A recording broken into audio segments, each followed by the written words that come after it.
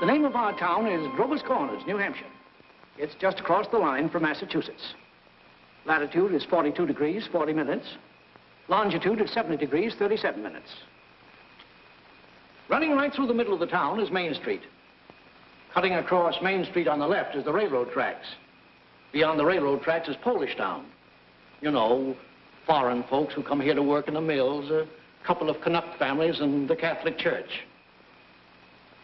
You can see the steeple of the Congregational Church. The Presbyterian is just across the street. The Methodist and the Unitarian are up a block. The Baptist Church is down in the hollow, by the river. Next to the post office is the town hall. Jail's in the basement. Brian once made a speech right from those very steps. It's a nice town, you know what I mean? Nobody very wonderful ever come out of it, so far as we know. The earliest dates on the tombstones up there in the cemetery say 1670. They're Grovers and Cartwrights and Gibbses and Herseys. Same names as you find around here now. First, we'll show you a day in our town. Not as it is today in the year 1940, but as it used to be in the year 1901.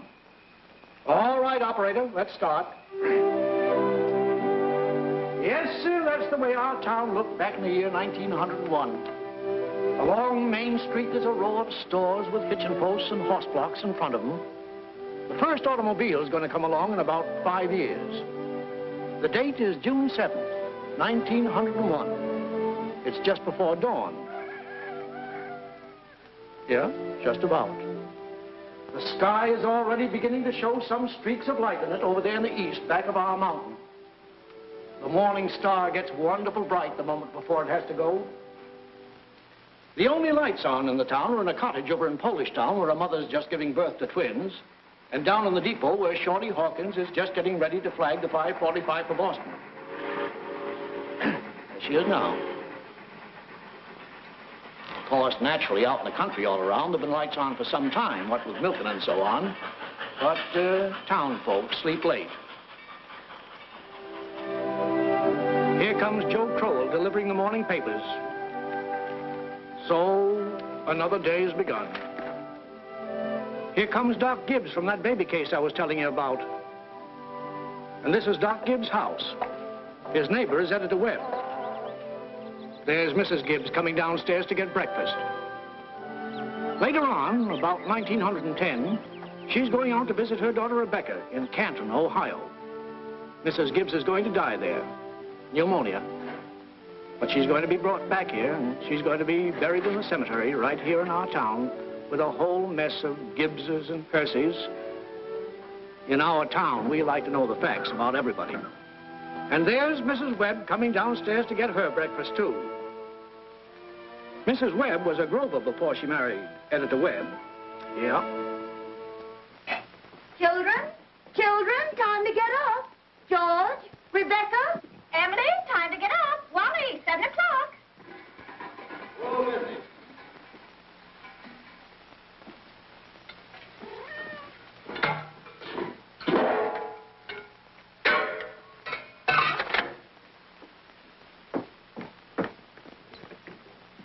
Morning, Hi. Morning, Miss Gibbs. Seems like you're late today. Yeah, something went wrong with the separator. Don't know what it was.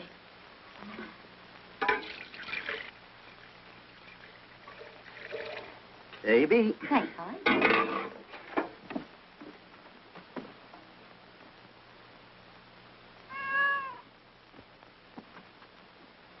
Morning, Miss Webb. Morning, Mr. Newsom. Mighty fine day. Yeah. How's Miss Newsom? Good. Emily, Wally, George, Rebecca.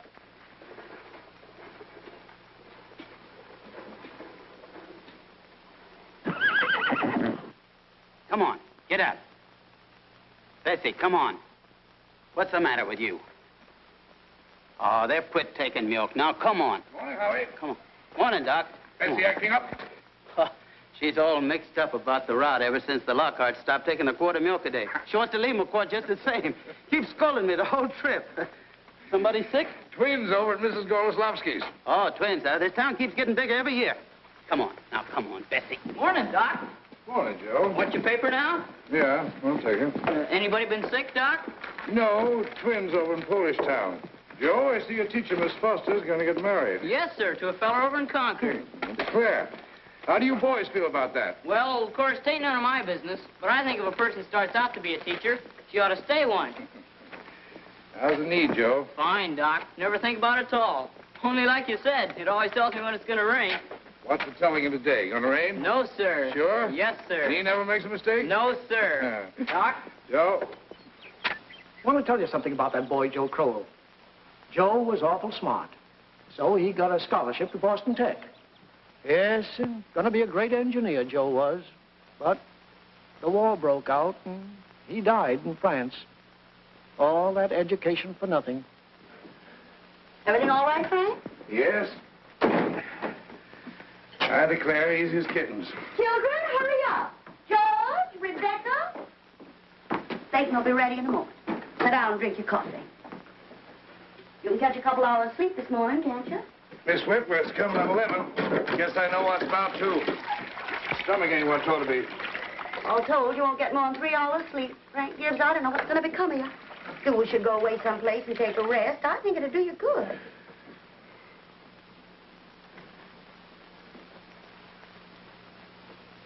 Children, hurry now. Emily, Wally. I declare you have to speak to George.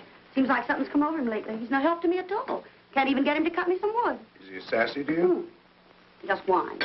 All he thinks about is that old baseball. George, Rebecca, you'll be late for school. George! George, look sharp. Yes, Pa? Don't you hear your mother calling you? Guess I'll go upstairs and catch 40 winks. Ma, what dress shall I wear? I washed and ironed the blue gingham for you, special. Oh, Ma, I hate that dress. Oh, hush up with you. Every day I go to school dressed like a sick turkey. Why, Rebecca, you always look very nice. Ma, George is throwing soap at me. I'll come up and slap the both of you. That's what I'll do. Hurry up, children. After 7 o'clock. I don't want to call you again.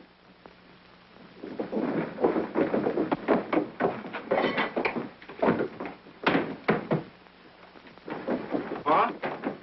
Children? Children, I won't have it. Breakfast just as good as any other meal, and I won't have you gobbling like wolves. It'll stunt your growth, that's a fact. Wally, put your book away. Oh, Ma, by 10 o'clock I gotta know all about Canada. You know the rules well as I do. No books at table. As for me, I'd rather have my children healthy than bright. Well, I'm both, Mama. You know I am. I'm the brightest girl in school for my age. I have a wonderful memory. Eat your breakfast. Well, I'll speak to your father about it when he's rested. Seems to me like 25 cents a week's enough for a boy your age. I declare, I don't know how you spend it all. Oh, Ma, I got a lot of things to buy. Strawberry fox-face, that's what you spend it on. Well, I don't see how Rebecca comes to have so much money. She's got more than $1. I've been saving it up gradual. Well, dear, I think it's a good thing to spend some now and then. Ma, do you know what I like most in the world? Do you? Money. Eat your breakfast. That's first bag, gotta go. Yep,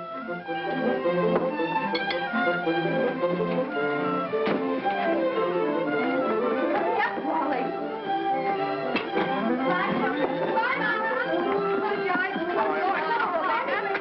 You can wait this one day. I walk fast, but you don't have to run. Wally, pull up your pants with the knee. Rebecca, give Miss Foster my best congratulations. Can you remember that?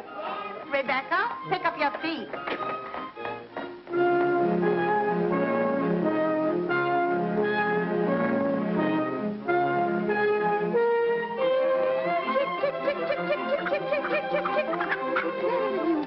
Fight, that's all you do. Oh, where did you come from? You don't belong to me. What you so scared of? Nobody's gonna hurt you. Morning, Julia. Morning, Myrtle. How's your cold? Oh, still got that tickling feeling in my throat. Told Charles I didn't know as I'd go to choir rehearsal tonight. Ever try singing over your voice? Yes, but somehow I can't do that and stay on key. Beans have been good this year. Let me help you. I'd tried to put up 40 quarts, but it kills me. Children say they hit 'em, but I notice they managed to get 'em down all winter. Myrtle, I got to tell you something. If I don't tell somebody, I'll burst. By Julia Gibbs. One of those second-hand furniture men from Boston came to see me last Friday. First, I thought it was a patient waiting to see Dr. Gibbs. But he wormed his way right into my parlor. Little Webb, he offered me $350 for Grandmother Hershey's highboy as I'm sitting here. Well, you're going to take it, aren't you? You don't know? $350? Well, what's come over you? Well, if I could get the doctor to take the money and go away someplace on a trip, I'd sell it like that. You know, it's always been the dream of my life to see Paris, France. Crazy, I suppose. For years, I've been promising myself if we ever had the chance. How's Doctor feel about it? Well, I did beat about the bush a little. Said if I ever got a legacy, that's the way I put it, I'd make him take me. What'd he say? You know how he is. Haven't heard a serious word out of him since I've known him. No, he says, might make him discontented with Grover's Corners to go traipsing over Europe. No, let well enough alone, he says. Well, if that second-hand man's real serious about buying it, you sell it, Julia. Then you'll get to see Paris. Just drop a hint from time to time. That's how I got Mr. Webb to take me to see the Atlantic Ocean, you know. Sorry I mentioned it. But it seems to me, once in your life before you die, you ought to see a country where they don't speak in English and don't even want to. That'll do, ladies. Thank you very much. Now we'll skip a few hours.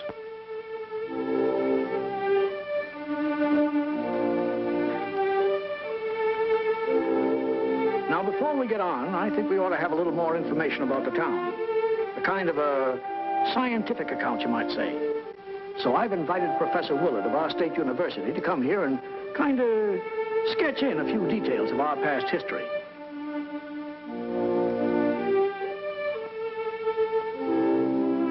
There he is now. Am I late? Right on time. May I introduce Professor Willard of our state university? Now, just a few brief words, Professor. Unfortunately, our time's limited. Yes, let me see. Grover's Corners.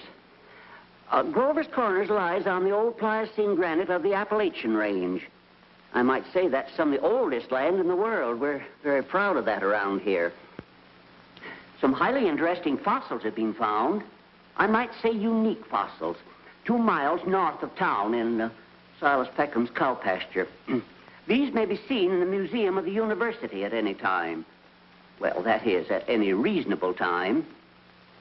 Shall I tell them about the meteorological conditions, the mean precipitation, etc.? I'm afraid we won't have time for that, Professor. We might have a few words about the history of man here, though. Oh, anthropological data. Yes. Let's see. Early Amerindian stock, Cotahatchee tribes. No evidences before the 10th century of this era. Now entirely disappeared. Oh, possible traces in 3 families. Migration in the early 17th century of English brachiocephalic blue-eyed stock, and since then some Slav and Mediterranean. And the population, Professor? Within the town limits, 2,640. Oh, is that so? In that case, the population at the moment is 2,642. The postal districts bring in 507 more, making a total of 3,149. Mortality, birth rates, constant. By McPherson's gauge, 6.032. Thank you very much, Professor. I'm sure we're all very much obliged here. Not at all, sir, not at all. We want it. Good day. And now the social and political report. Oh, Editor Webb? Mr. Webb? Charlie Webb's the father of Wally and Emily. Emily's the smart girl with a good memory. You know, you saw her at breakfast. All right, Editor Webb, it's your turn now. Well, I don't have to tell you that we're run here by a board of selectmen. All males vote at the age of 21. Women vote indirect. Politically, we're 86% Republican, 12% Democrats, 4% Socialists. Rest indifferent. Religiously, we're 85% Protestants, 12% Catholics. Rest indifferent. Very ordinary town, if you ask me, but our young people here seem to like it well enough. Lots of them settle down right here to live, even after they've been away to college. Now, is there anybody in the audience who'd like to ask Editor Webb any questions about our town? Is there much drinking in Grover's Corners? Well, ma'am, I wouldn't know what you'd call much. Saturday nights, the farmhands meet down at Ellery Greenhouse's stable and holler some. We got 1 or 2 town drunks, but they're always having remorses every time an evangelist comes to town. No, I'd say that liquor wasn't a regular thing in the home here, except in the medicine chest. Right good for snake bites, you know, always was. Mr. Webb. Yes? Mr. Webb, is there any culture or love of beauty in Grover's Corner? Well, no, ma'am, not much. That isn't the sense you mean. There's some girls that play the piano over at the high school commencement, but they ain't happy about it. No, there ain't much culture. Robinson Crusoe and the Bible and Handel's Largo, we all know that, and Whistler's Mother. That's about as far as we go. Thank you very much, Mr. Webb. Is there no one in town aware? No, I'm sorry, but we haven't time for any more questions. We must be getting on with the picture. It's getting on in the afternoon. All 2,642 have had their dinners. All the dishes have been washed. There's an early afternoon calm about the town. Charlie Webb's going home to mow his lawn. 1 man in 10 thinks it's a privilege to push his own lawnmower. The afternoon session of school is over. Doc Gibbs is in his office tapping people and making them say, ah, ah. I have to go home and help my mother, I promised. Emily, walk simply. Who do you think you are today? Papa, you're terrible. 1 minute you tell me to stand up straight, and the next minute you call me names.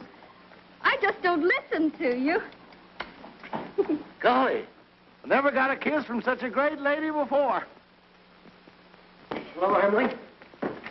Oh, hello. You made a fine speech in class today. Well, I was really ready to make a speech on the Monroe Doctrine, but the last minute Miss Foster made me talk about the Louisiana Purchase instead. I worked an awful long time on both of them. Gee, it's funny, Emily.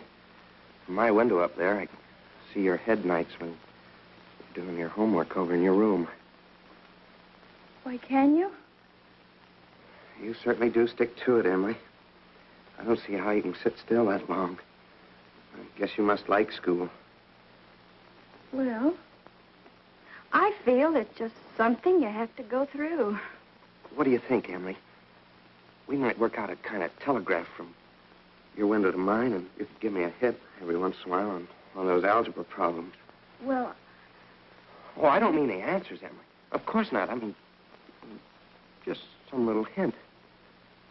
Oh, I think hints are allowed, so, if you get stuck, George, just whistle to me, and I'll give you some hints. Gosh. You're just naturally bright, I guess. Well, I figure it's just the way a person's born. Yeah.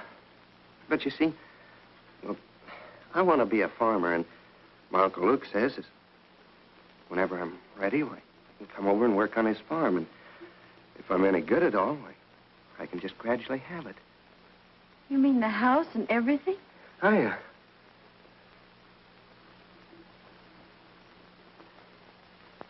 Well, I guess I better be getting off the baseball field. Thanks for the talk, Emily. Afternoon, Mrs. Webb. Hey, George. So long, Emily. So long, George.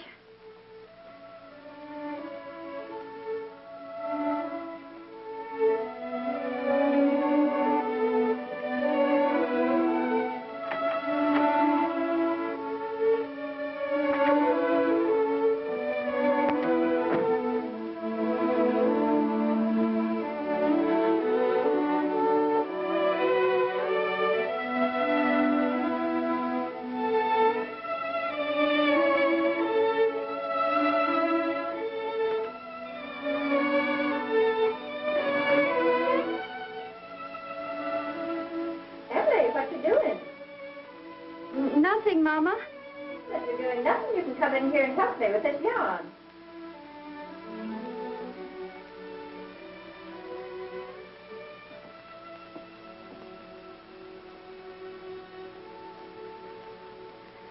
Well, George Gibbs let himself have a real conversation, didn't he? He's grown up. How old would George be? Oh, I don't know. Let's see. He must be around 17. Mama made a speech in class today. I was very good. You must recite it to your father at supper. What was it about? The Louisiana Purchase. It was like silk off a spool. I'm going to make speeches all my life. You're holding it too tight, Emily. Yeah, that's better. Mama, will you answer me a question? Serious? Seriously, dear, not serious. Seriously, will you? Of course I will. Mama, am I good looking? Of course you are. Both my children have got good features. Be ashamed if they hadn't. Oh, Mama, that's not what I mean. What I mean is, am I pretty? I've already told you yes. Now, that's enough of that. You got a nice, young, pretty face. Never heard such foolishness. Oh, Mama, you never tell us the truth about anything. I am telling you the truth. Mama, were you pretty? Yes, I was, if I do say it. I was the prettiest girl in town next to Mamie Cartwright.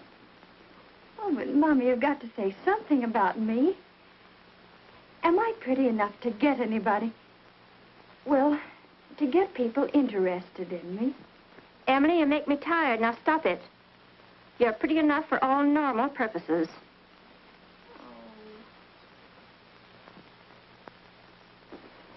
It's evening. You can hear the choir practicing in the Congregational Church. The children are all home doing their schoolwork.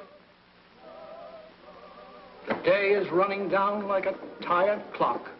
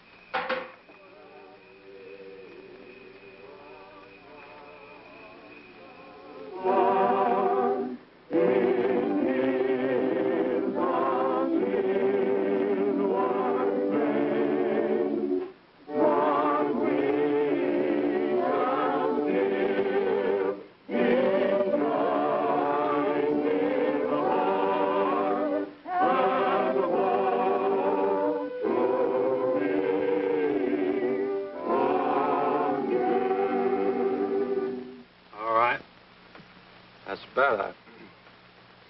It ain't no miracle. And I'll do it again. And remember, ladies, music come into the world to give pleasure. I'll try it again.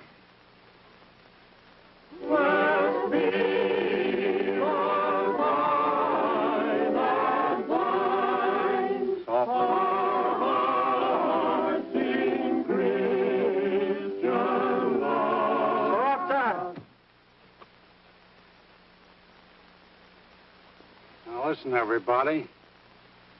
Get it out of your minds that music's only good when it's loud. You leave loudness to the Methodists. You couldn't beat them, even if you wanted to. Once again now, art thou weary? Art thou languid? It's a question, ladies and gentlemen. Make it talk. Oh, and remember, on Sunday, take the second verse real soft.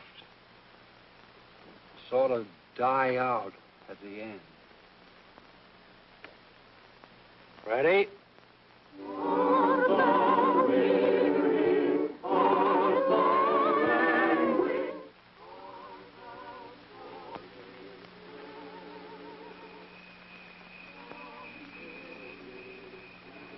Emily. Oh, hello. Hello. I can't work at all. The moonlight's so terrible.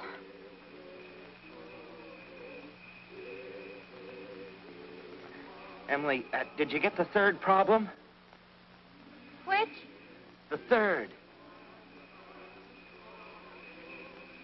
Oh, yes, George. That's the easiest of them all. I don't see it. Well, Emily, could you give me a hint? Well, I'll tell you one thing. The answer's in yards. In yards? What do you mean? Square yards. Oh, square yards. Well, yes, George, don't you see? Yeah. Square yards of wallpaper. Oh, I see. Square yards of wallpaper. Thanks a lot, Emily. You're welcome. My. Isn't the moonlight terrible?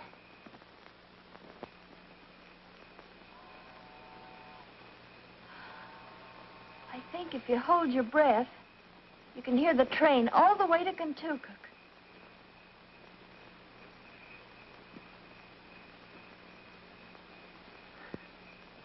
Hear it? Oh, what do you know? Well, I guess I'd better get back now and try to work. Good night, Emily. Good night, George.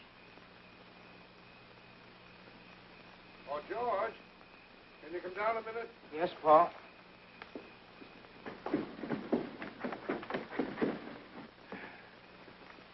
Make yourself comfortable, George. I'll only keep you a minute. George, how old are you? Me? Oh, I'm past 17. What do you want to do after school's over? You know, Pa, I want to be a farmer on Uncle Luke's farm. Mm-hmm. And you'll be willing, will you, to get up early and milk and feed the stock? And you'll be able to hoe and hay all day? Sure I will. What do you mean, Pa? Well, George, when I was here in the office today, I heard a funny sound. What do you think it was? It was your mother chopping wood. Now, there you see your mother, getting up early, cooking meals all day, washing and ironing, and yet she has to go out in the backyard and chop wood. I suppose she got tired asking you. I suppose she just gave up and decided it was easier to do it herself. Yet, you eat her meals. You put on the clothes she keeps nice for you. Then you run out and play baseball. Like she was a hired girl we kept around the house but didn't like very much. I knew all I had to do was call it to your attention. Here's a handkerchief, son.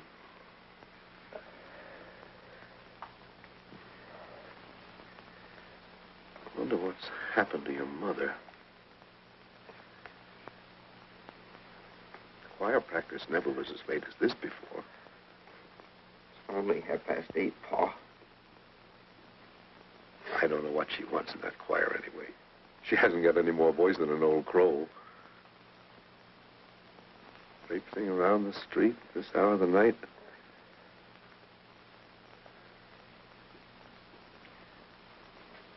It's just about time you retired, don't you think, George?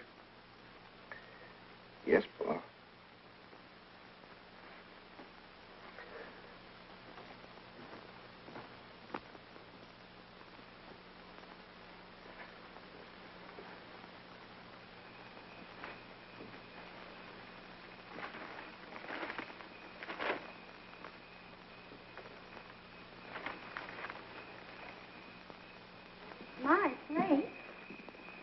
Real nice choir practice, wasn't it?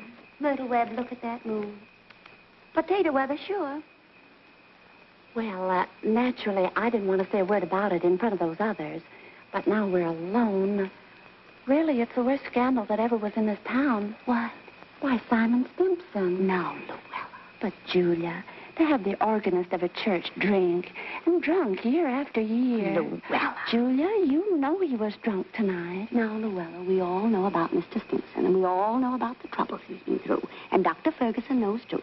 And if Dr. Ferguson is willing to keep him on in his job there, the only thing the rest of us can do is just not to notice it. Not to notice it? But it's getting worse. No, it ain't, Luella. It's getting better. I've been in that choir twice as long as you have, and it doesn't happen anywhere near so often. Oh, my.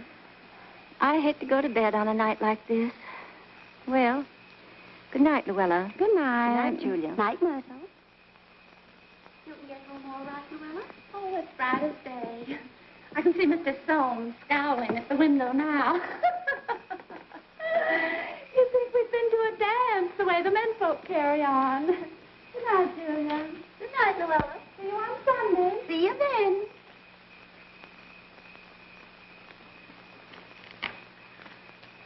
Well, we had a real good time.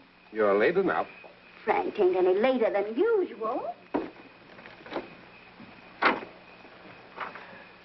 You stopping to gossip with a lot of hens. Now, don't be grouchy. Smell my heliotrope.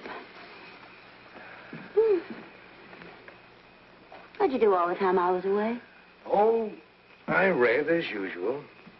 Well, what did the girls gossip about tonight? Believe me, Frank, there's something to gossip about. Simon Stimpson? Far gone, was he? Oh, worst I've ever seen. Frank, how's all that going to end? Dr. Ferguson can't forgive him forever. I guess I know Simon as well as anybody in this town. Some people just ain't made for small-town life. I don't know how that'll end. But there's nothing we can do but leave it alone. Get in. Oh, no, not yet. Frank, I'm worried about you. What are you worried about? Well, I think it's my duty to plan for you to get a real rest and change. And if I get that legacy, I'm going to insist upon it. No, Julie, no. There's no sense in going all over that again. Come on. It's getting late. First thing you know, you'll catch a cold. I gave George a piece of my mind tonight. I reckon you'll get your wood chop. For a little while, anyway. You know, Frank, Mrs. Fairchild always locks the front door every night. All the people up in that part of town do. They're all getting too cityfied. That's the trouble with them. They haven't got a thing fit to burgle, and everybody knows it. Good evening, Constable. Evening, Mr. Webb. Quite a moon. Yeah. All quiet tonight? Simon Stimpson is rolling around a little. I just saw his wife moving out to hunt for him. So I looked the other way. There he is now.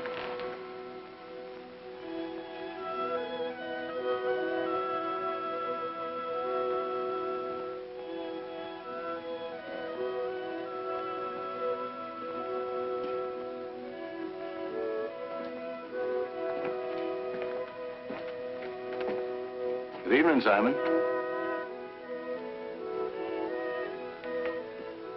Good evening. Most of the town settled down for the evening. Guess we'd better do the same. Can I walk along with you?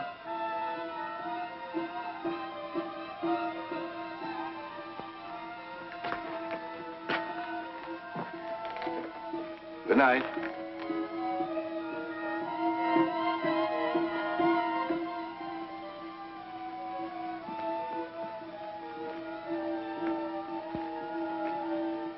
I don't know how that's going to end.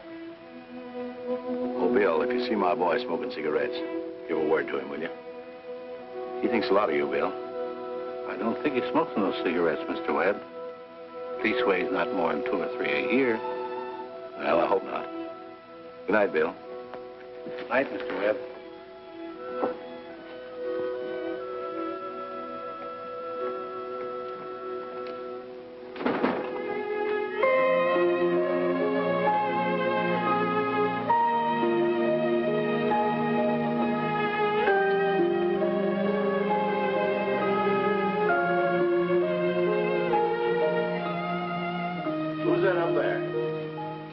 that you, Myrtle? Oh, no, it's me, Papa. Why aren't you in bed? I don't know. I just can't sleep yet, Papa. The moonlight's so wonderful, and the smell of Mrs. Gibbs' heliotrope. Can you smell it? Yes. Having any troubles on your mind, have you, Emily? Troubles, Papa? No. Well, don't let your mother catch you. Good night, Emily.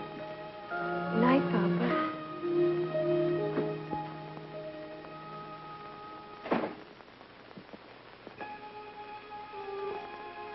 I never told you about that letter Jane Crawford got from her minister when she was sick. He wrote Jane a letter, and on the envelope, the address was like this. It said, Jane Crowfoot, the Crowfoot Farm, Grover's Corners, Sutton County, New Hampshire, the United States of America. What's funny about that? But listen, it's not finished. The United States of America, continent of North America, Western Hemisphere, the Earth, the solar system, the universe, the mind of God. That's what it said on the envelope. What do you know?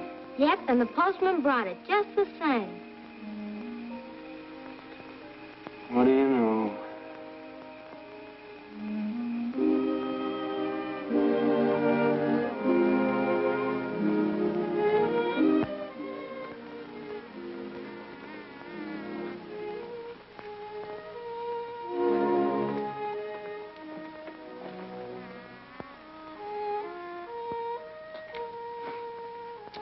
Well, 3 years have gone by.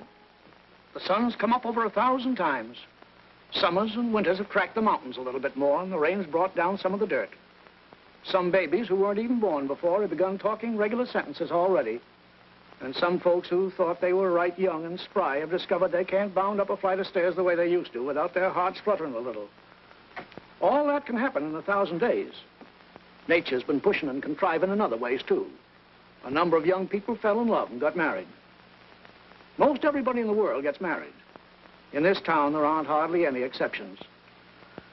Most everybody climbs into the grave married. What you've seen was called the daily life. Let's call what you're going to see love and marriage. So it's 3 years later. It's 1904. It's July 7th, just after the high school commencement. That's the time most young people jump up and get married. As soon as they've passed their final examinations in solid geometry and Cicero's orations, that's the time most young people think themselves fitted to get married. It's early morning again. Only this time it's been raining. It's been thundering and pouring. I don't know. May start in again any moment. Yeah? There's the 5:45 for Boston. And there's Cy Crowell delivering the papers like his brother before him. And there's Mrs. Gibbs and Mrs. Webb coming downstairs to get breakfast just as though this were an ordinary day. I don't have to point out to the women in the audience that both these ladies they see before them, both these ladies have been cooking 3 meals a day, one of them for 21 years and the other for 25, and never took a summer vacation. They raised 2 children apiece, washed, cleaned the house, and never had a nervous breakdown. And here comes Howie Newsom and Bessie delivering the milk.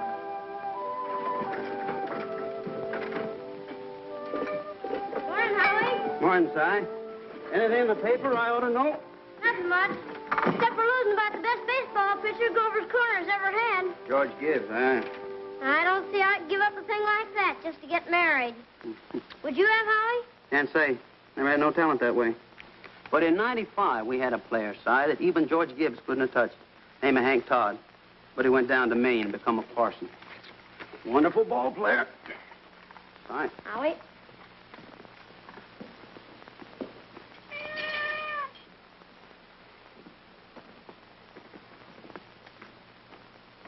Morning, Miss Gibbs. Morning, Howie. It's too bad it's so wet, but I guess it's cleared up for good. Certainly hope it has. Going to have a house full of relations today, Howie. Looks like I'll need 3 of milk and 2 of cream. 3 of milk and 2 of cream. My wife says to tell you we hope they'll be happy. No, they will. Thanks a lot, Holly. Tell your wife I hope she gets the wedding. Maybe she can. She'll get there if she can. Morning, Miss Webb. Well, Mr. Newsom, told you 4 quarts, but I hope you can spare me another. Yes, ma'am. I brought you a pint of cream, too. Miss Newsom told me special to tell you as how we hope to be very happy. No, they will. Thank you, Mr. Newsom, and thank Mrs. Newsom. We're counting on seeing you at the church. Yes, sir. We hope to get there all right. Wouldn't miss that. Well, Ma, day's come. You're losing one of your chicks. Frank Gibbs, don't you say another word. I feel like crying any minute. Sit down, drink your coffee. Groom's upstairs shaving himself, only there ain't very much to shave. He's whistling and singing like he was glad to leave us. Every now and then saying, I do, to the mirror. But it don't sound convincing to me. I declare, Frank, I don't know how he's going to get along. I've always arranged his clothes for him, seen to it that his feet were dry and he had warm things on. They're too young for him. Emily'll never think of those things. You'll catch his death a cold within a week. I remember my wedding morning, Julie. Don't stop that, Frank, yes. I was the scaredest young fellow in the state of New Hampshire. Thought I'd made a mistake for sure. And when I saw you coming down the aisle, I thought you were the prettiest girl I'd ever seen. The whole trouble was I'd never seen you before. There I was, right in the Congregational Church, being married to a total stranger. Well, how do you think I felt? I tell you, Frank, weddings are perfectly horrible things. Farces, that's what they are. Made something for you. Why, Julie Hersey. French toast. It ain't hard to make. Besides, I had to do something. How'd you sleep last night? Heard a lot of hours struck off. I get a shock every time I think of George setting out as a family man. That great, gangling thing. I tell you, Julie, there's nothing in the world so terrifying as a son. The relation between a father and a son is the dangest, awkwardest... Well, mother and daughter's no picnic, I can tell you. I do. I do. I do. They'll have a lot of trouble, I suppose, but that's none of our business. Everybody's got a right to their own trouble. You know one thing that scared me when I married you? Go along with you. I was afraid we didn't have material for conversation more than it'd last a few weeks.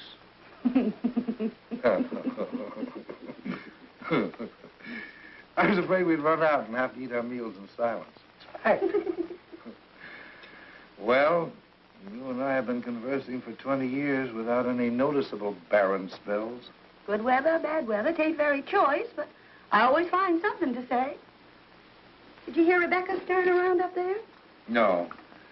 This is the only day in the year when she isn't managing everyone's affairs up there. She's hiding in her room, and I have an idea she's crying. Land sakes, this has got to stop. Rebecca? Rebecca, come and eat your breakfast.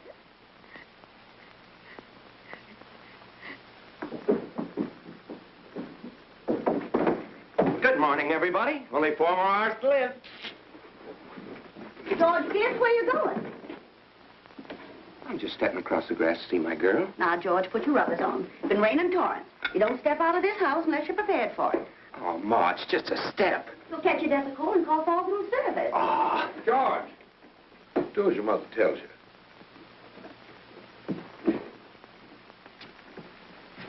From tomorrow on, you can kill yourself in all weathers. But when you're in my house, you'll live wisely, thank you.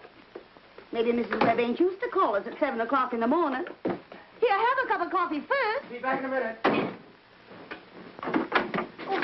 Oh, Good morning, Mother Webb. Goodness, you frightened me. George, I hate to say it, but you understand I can't ask you in. Why not? You know as well as I do a groom can't see his bride on his wedding day. Not till he sees her in church first. Oh, that's just a superstition. Good morning, Mr. Webb. Morning, George. You don't believe in that superstition, do you? There's a lot of common sense in superstitions, George. Millions have followed it, and don't you be the first to fly in the face of custom. How's Emily? She hasn't waked up yet. Haven't heard a sound out of her. Emily's asleep. Well, no wonder we were up till all hours, sewing and packing. Tell you what I'll do, George. You sit down here with Mr. Webb for a minute, drink that cup of coffee. And I'll run up and see that she doesn't come down and surprise you. There's some bacon there. I don't be too long about it.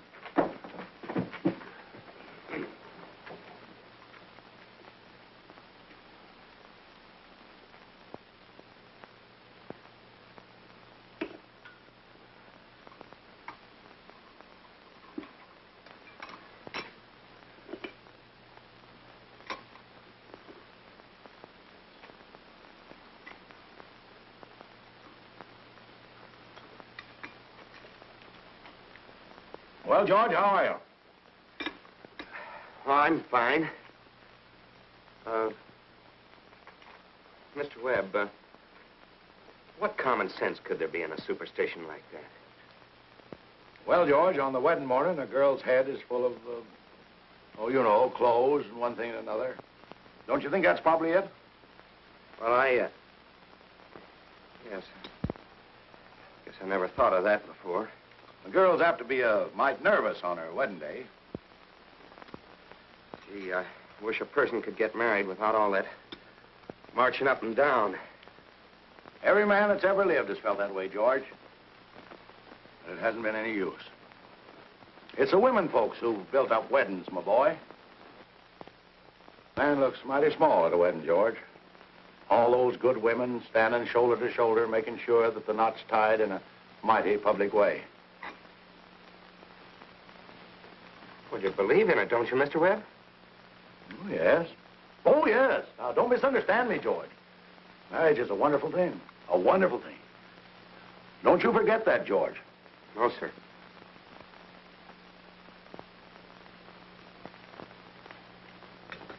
Mr. Webb, how old were you when you got married? Well, you see, I had been to college, and I'd taken a little time to get settled. But Mrs. Webb wasn't much older than what Emily is. Oh, age hasn't much to do with it, my boy. That is, compared with other things. What were you going to say, Mr. Webb? Well, I don't know. Was I going to say something? George?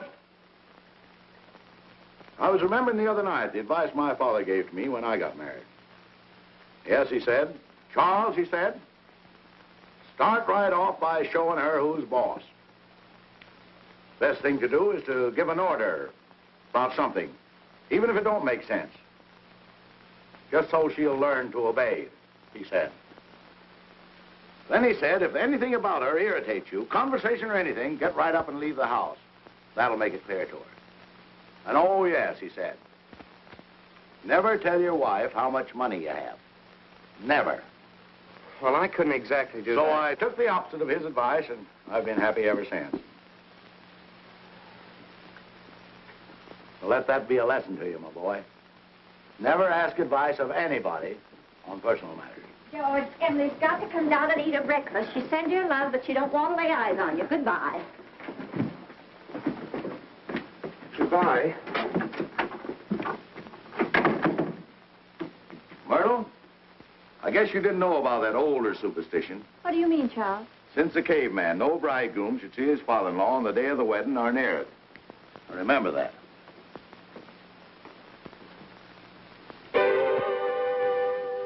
Now, before we get on with the wedding, I think we should see how it all began, this plan to spend a lifetime together.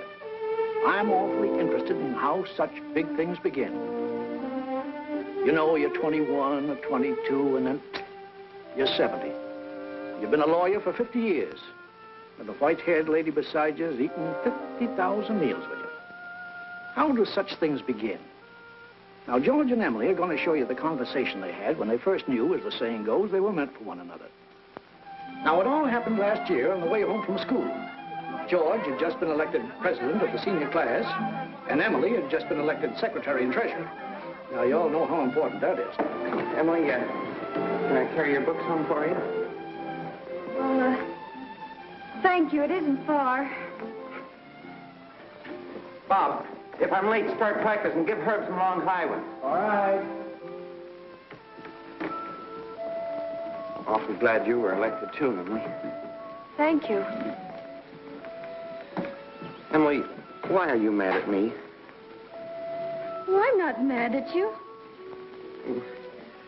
You've been treating me so funny lately. Well, since you asked me, I might as well say it right out, George. Goodbye, Miss Corcoran. Emily? Bye, Miss Cochran. George? What is it? I don't like the whole change that's come over you this last year. I'm sorry if that hurt your feelings, but I just got to tell the truth and shame the devil. A change? What do you mean? Well, up to a year ago, I used to like you a lot. I used to watch you while you did everything. Because we'd been friends for so long. And then you started spending all your time at baseball, and you never stopped to speak to anybody anymore. Not to really speak. Not even to your own family you didn't. And George, it's a fact. Since you've been captain, you got awful stuck up and conceited, and all the girls say so. Hurts me to hear them say it, but I have to agree with them a little because it's true. Oh, gosh, Emily. I never thought that such a thing was happening to me. I guess it's hard for a fellow not to have some faults creep into his character. I always expect a man to be perfect, and I think he should be. Well, I don't think it's possible to be perfect, Emily. Well, my father is. And as far as I can see, your father is. And there's no reason on earth why you shouldn't be, too. I feel that it's just the other way around. That, well, men aren't naturally good, but girls are. Well, you might as well know right now that I'm not perfect. It isn't as easy for a girl to be perfect as a man because, well, we girls are more nervous. Oh, now, I'm sorry I said that about you. I don't know what made me say it. Emily... Now I can see it isn't the truth at all. Suddenly I feel it isn't important anyway.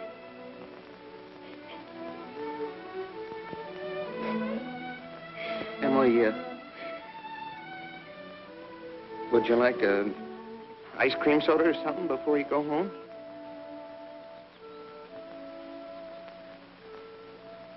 Thank you, I would. Hello, George. Hello, Emily. Hello, Miss Morgan. Well, what can I do for you? Why, Emily Webb, what you been crying about? Well, she got an awful scare, Mr. Morgan. That hardware store wagon almost ran over her. And everybody says that Tom Huckins drives like a crazy man. Well, here, let me give you a glass of water. Gracious, you look all shook up. I tell you gotta look both ways before you cross Main Street these days. It's getting worse every year. What do you have? I'll have a strawberry phosphate, Mr. Morgan. Oh, no, Emily. Have a soda with me. Well, 2 strawberry ice cream sodas, Mr. Morgan. 2 strawberry ice cream sodas, yes, sir. Yes, sir, I want to tell you something. There are 275 horses in Grover's Corners this very moment I'm talking to you. State inspector was in here yesterday. Now, with all these automobiles coming along, looks to me like the only safe place to stay was to home. Gracious, I can remember the time when a dog had run out in the middle of Main Street all day long without anything coming along to disturb him. There you are. Howdy, Mrs. Ellis. What can I do for you? Got a prescription. Yes? Well, let's see. Shouldn't take long to fill that. You just sit down here. Be with you in just a minute. so expensive. No, Emily, don't you think about that. We're celebrating our election. Emily, I want to ask you a favor. What? If I go away to State Agricultural College next year, will you write me a letter once in a while? I certainly will. I certainly will, George. It certainly seems like being away 3 years, you'd get out of touch with things. Maybe letters from Grover's Corners won't seem so interesting after a while. Grover's Corners isn't a very important place when you think of all New Hampshire, but I think it's a very nice town. Oh, well, the day wouldn't come when I wouldn't want to know everything about our town. Well, I know that's true, Emily. Well, I'll try to make my letters interesting.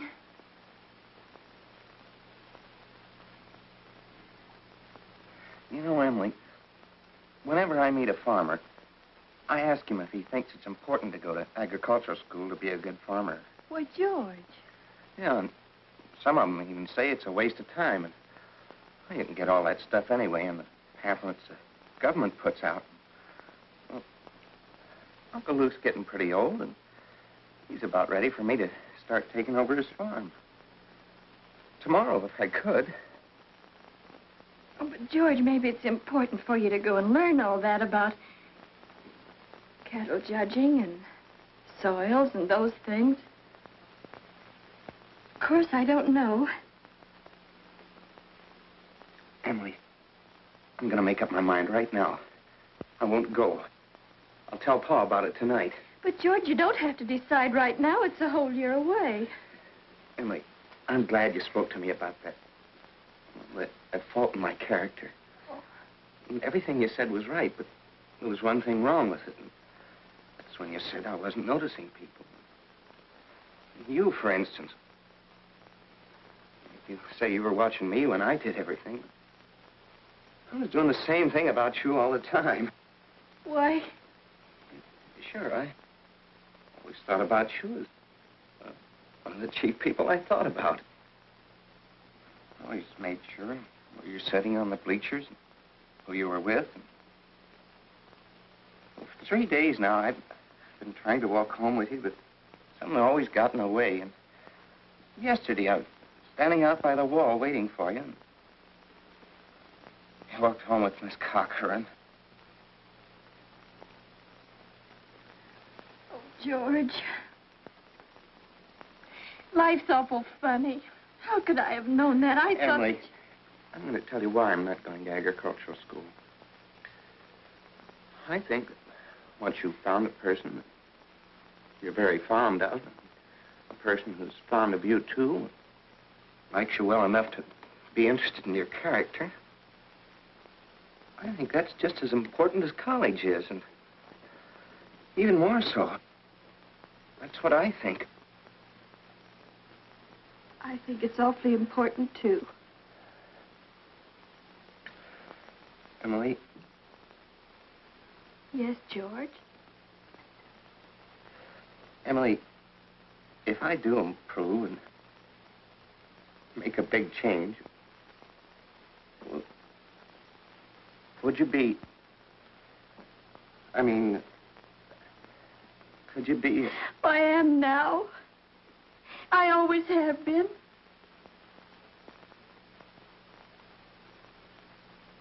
So I guess this is a pretty important talk we've been having. Yes. Yes.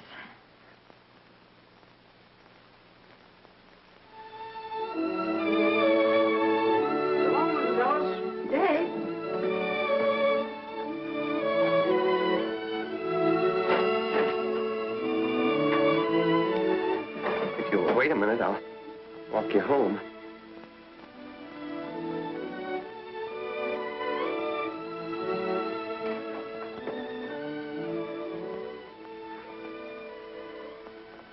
Mr. Morgan. Yes? I'll have to go home and get the money to pay you for this. Why, George Gibbs, do you mean to tell me that But, Mr. Morgan, I had a reason. Look, I'll leave my gold watch with you until I get back. No, you keep your watch, George. I'll trust you. But I'll be back in 5 minutes. I'll trust you for 10 years, George. Not a day more, though.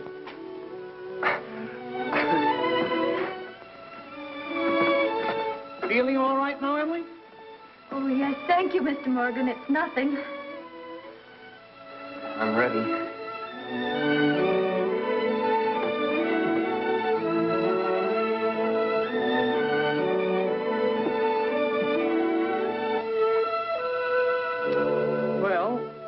Now to get on with the wedding. There's a lot of things to be said about a wedding. We can't get them all into one wedding, naturally. Especially not a wedding in Grover's Corners, where weddings are mighty short and plain. People think a lot of thoughts during a wedding. The bride, the groom, the relatives and the guests, and even the minister. Yes, a lot of thoughts go on during a wedding. I've married 200 couples in my day. M marries N. Millions of them.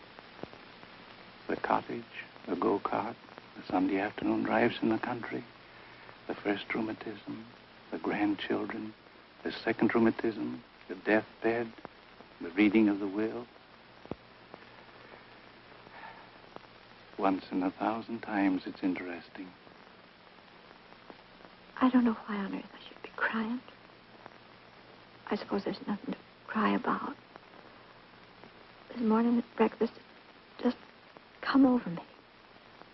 There was Emily eating her breakfast as she's done for 17 years. She's going out of my house. I suppose that's it. I never felt so alone in my whole life. I don't want to get married. Why can't I stay for a while as I am? Papa, darling, don't you remember what you used to say all the time, that I was your girl? I don't want to get married.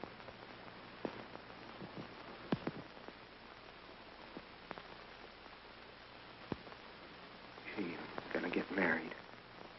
I'm grown up. I'm getting old. I don't want to get old. Taking on all these responsibilities. Why is everybody pushing me so? All I want to do is be a fella. And I'm going to get married.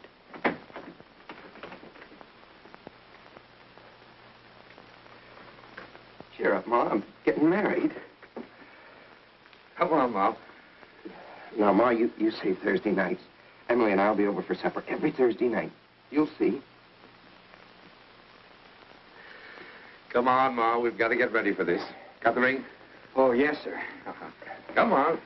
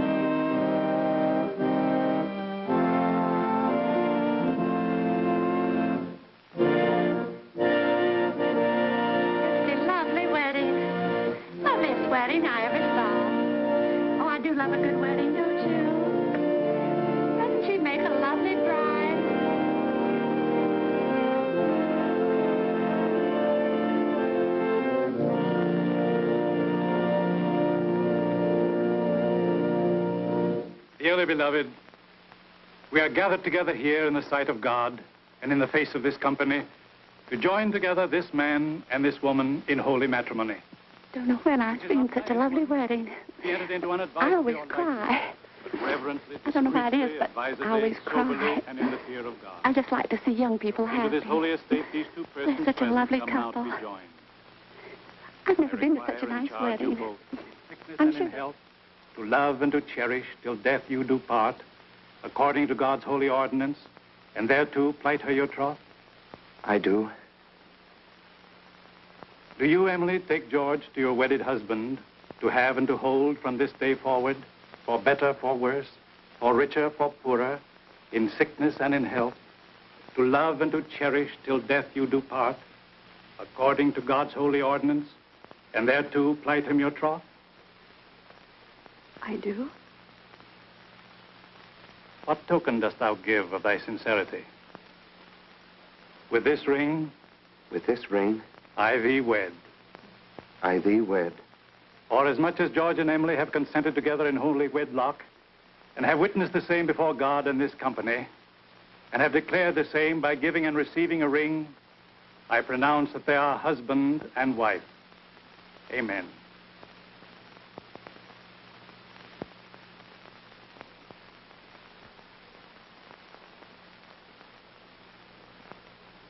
Me for ever and ever.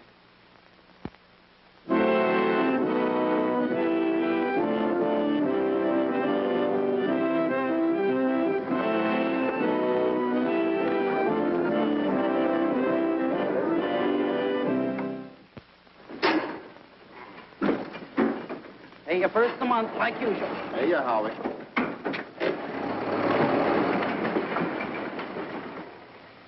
Man his age shouldn't be driving one of those things. Not when he's got a lot of young fellas to do it for him.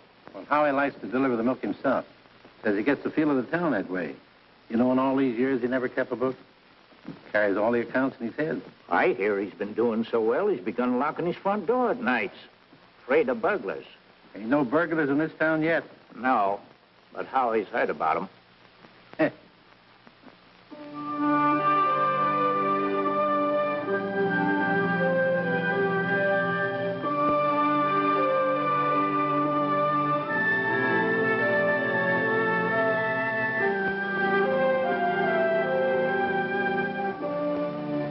This time, 9 years have gone by, friends.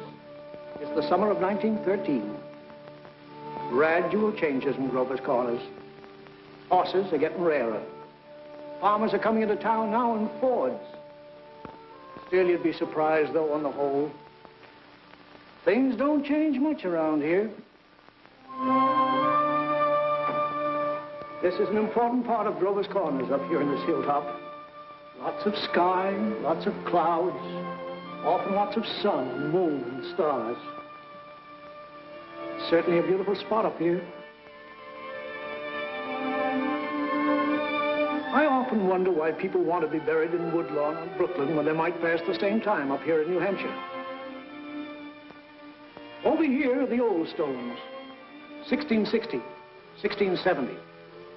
Strong-minded people who come a long ways to be independent.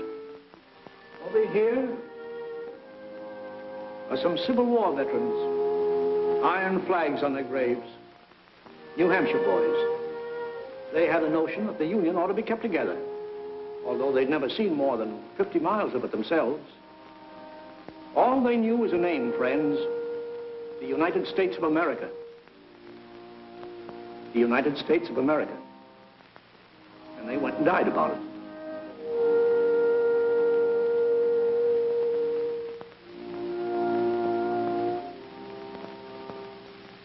This is the new part of the cemetery. There's Mrs. Soames, who enjoyed the wedding so much, remember? And there's our friend, Mrs. Gibbs. And Doc Gibbs lost his wife 3 years ago, just about this time. And Editor Webb's boy, Wallace, whose appendix burst on a Boy Scout trip to Crawford Notch. There's Mr. Stimson, the organist at the Congregational Church. He drank a lot, they used to say. Hung himself in the attic. They tried to hush it up, but of course it got around. He wrote his own epitaph. Ain't a verse exactly, it's just a lot of notes. I wouldn't know what it was. It was all read up in the Boston papers at the time, though. A lot of sorrows kind of quieted down up here, too. All those important things, mother and daughter, husband and wife, enemy and enemy, money and miser. All those terribly important things. The earth part kind of burns away, burns out. And what's left? What's left when memory is gone? And your identity, Mrs. Smith? Something eternal. We all know down in our bones that something is eternal, and that something has to do with human beings. All the greatest people that have lived for the past 5,000 years have been telling us that, and yet you'd be surprised how we lose sight of that fact. There's something eternal about every human being. I guess I'm thinking these thoughts today on account of our friend Emily. Another baby's expected down at that happy home we saw started. It's Emily's second. There's a little boy about 6 years old. But this time, Emily's pretty sick. Doc Gibbs is going around these days with a mighty worried face.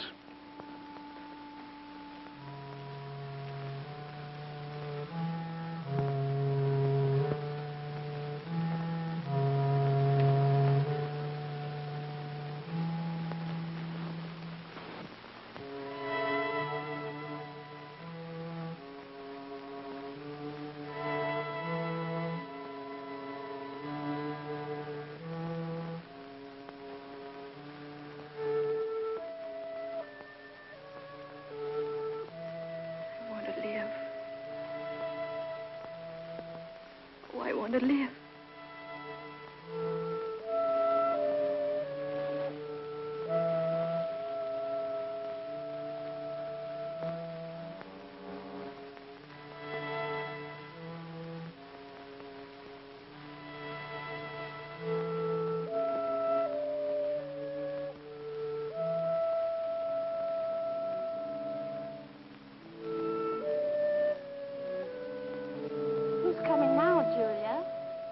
My daughter-in-law, Emily Webb. What ails her? Trouble bringing a baby into the world. Why, I remember Emily's wedding. Wasn't it a lovely wedding? I remember I called on George and Emily at their farm just before I died. Very beautiful farm.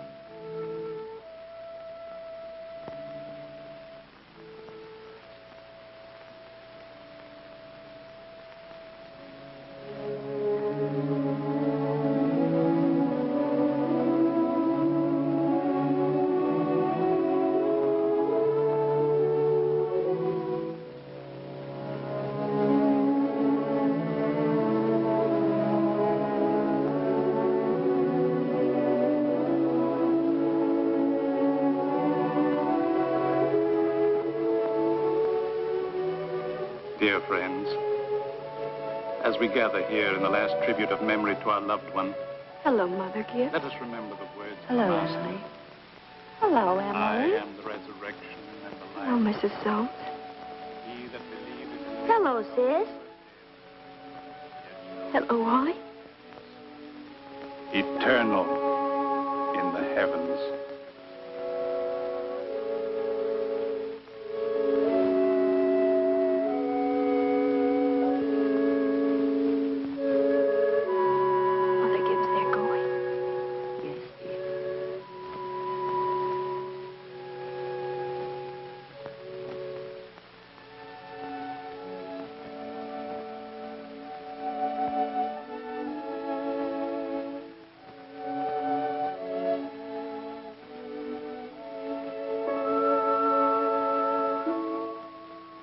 Father Gibbs is bringing some of my flowers to you, Mother Gibbs.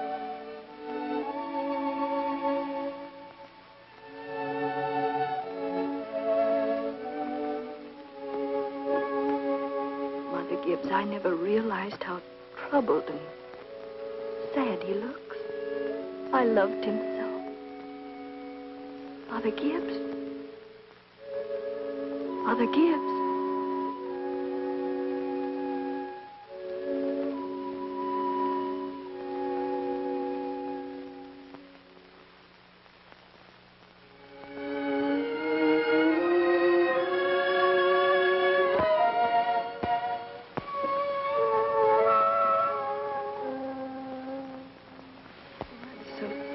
Mother Gibbs.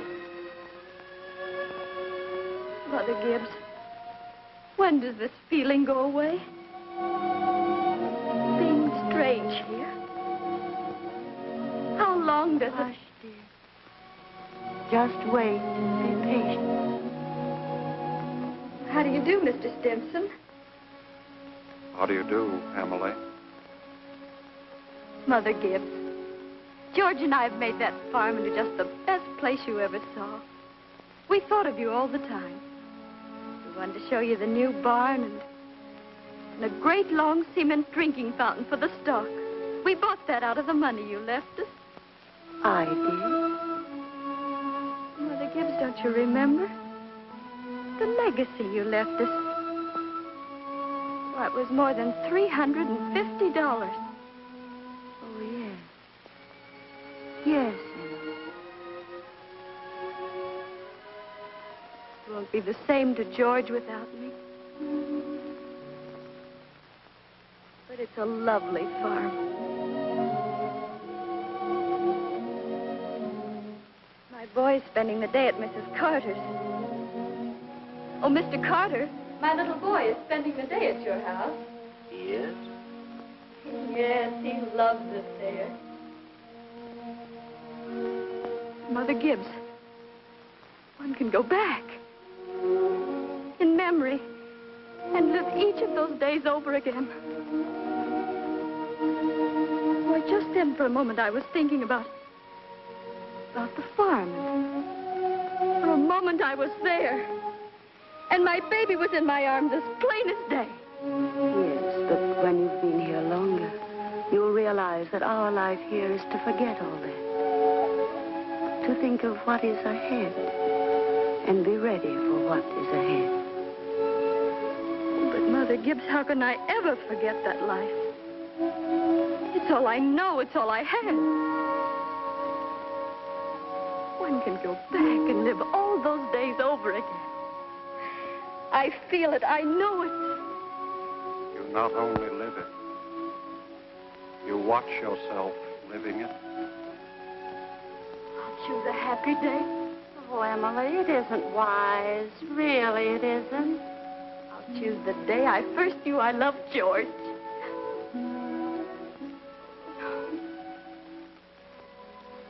Why should that be painful? Because it's the happiest days that are the hardest to relive and to forget. I must. Then choose an unimportant day. Choose the least important day in your life. It will be important enough.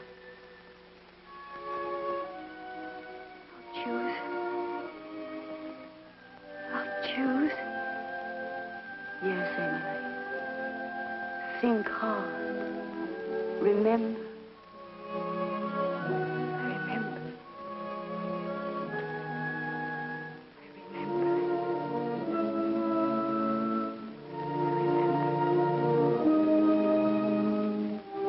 But there's Main Street. That's Mr. Morgan's drugstore before he changed. And there's the livery stable. I knew as a little girl. And look, there's the old white fence that used to be around our house.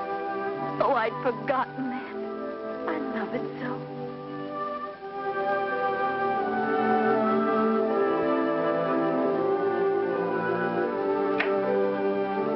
There's Mama coming downstairs to make breakfast.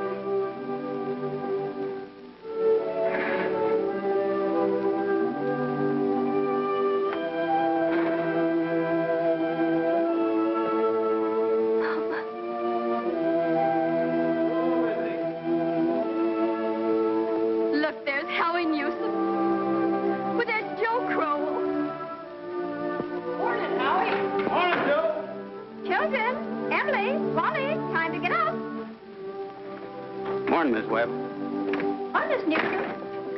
Here it's cold. Yes, 10 below by my barn, Miss Webb. Keep yourself wrapped up, Mr. Newsom. Yes, sir. Oh, tell Emily many happy returns of the day.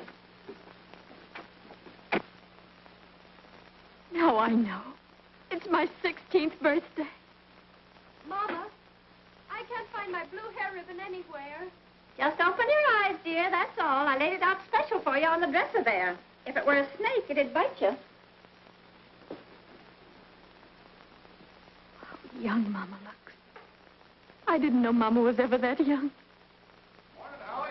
Morning, Mr. Webb. There's Pop. You're up early. Yeah, I've been back from old college, New York State, to make a speech. Any news here? Oh, yeah, Constable was called up this morning to rescue a foolish fellow. Darn near froze to death he was. We'll put that in the paper. Morning, Mother. Well, there you are back at last. How'd it go, Charles? Oh, fine, I guess. I told him a few things. Everything all right here? Yes, can't think of anything that happened special. Been mighty cold. Howie Newsom says 10 below down to his barn. Yes, well, it's colder than that at Hamilton College. Students' ears are falling off. They ain't Christian. Paper have any mistakes in it? Not that I noticed. Well, you can have your coffee when you want it, Charles. Don't forget it's Emily's birthday. Did you remember to get her anything? Got it right here. Where's my girl? Where's my birthday girl? Don't interrupt her now, Charles. You can see her at breakfast. She's slow enough as it is. I can't bear it. Why did they ever have to get old? Mama, I'm here. I'm grown up. Oh, I love you all. Everything. I can't look at everything hard enough. Hurry up, children. 7 o'clock. I don't want to call you again.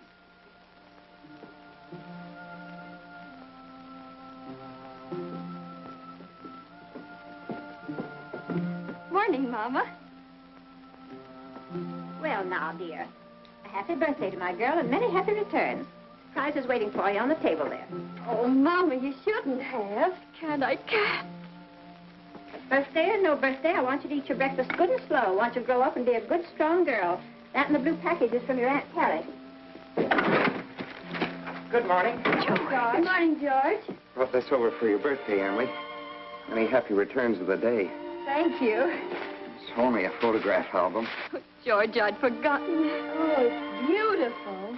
Oh, just an album. I'm going out to my Uncle Luke's farm today. Like it out there.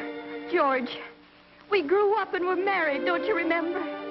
Uncle Luke gave you the farm. Well, goodbye. Goodbye, and thanks. Chew this bacon good and slow. It'll help keep you warm on a cold day. Mama, just look at me for 1 minute as though you really saw me. Mama, 12 years have gone by. I'm dead. I married George Gibbs, Mama. Wally's dead, too. Mama, his appendix burst on a cabbing trip to Crawford Notch. We felt just terrible about it, don't you remember? Just for a moment now, we're all together. Mama, let's be happy just for a moment. Let's look at one another. That and the yellow package is something I found in the attic among your grandmother's things. You're old enough to wear it now, and I thought maybe you'd like it. Oh, and this is from you. It's lovely. It's just what I wanted. It's beautiful. I hoped you'd like it. Wally has a present for you, too. He made it an annual training class. Be sure and make a fuss over it. Your father's got a surprise for you, too. Don't know what it is myself. There he comes. Where's my girl? Where's my birthday girl? I can't, George.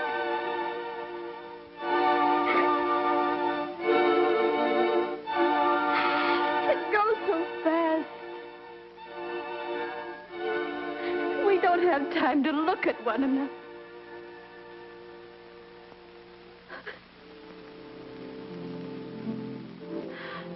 Oh, I didn't realize. So all that was going on. And we never noticed. First I go back to my grave. Wait. One more look.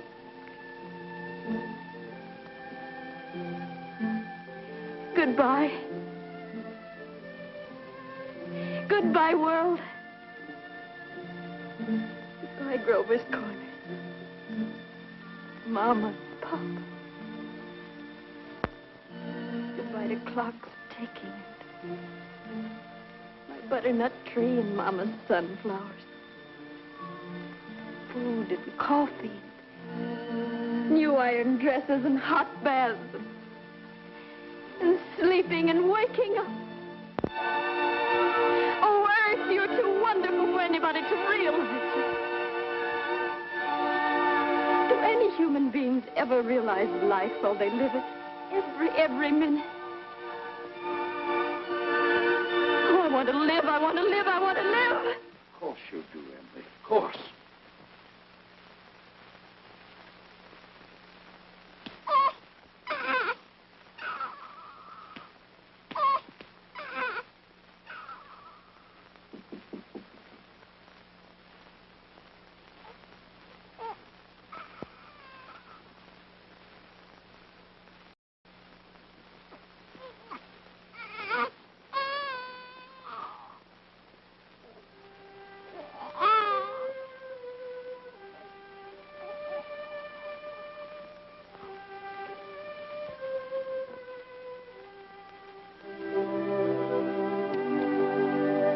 Most everybody's asleep in Grover's Corners. Oh, there are a few lights on.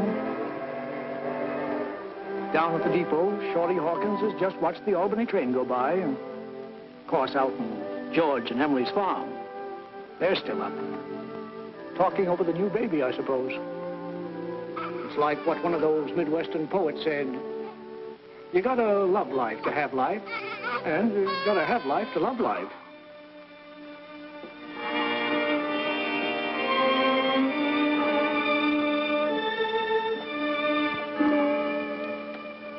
$11 in Grover's Corners. Tomorrow's another day. Everybody's resting in Grover's Corners. You get a good rest, too.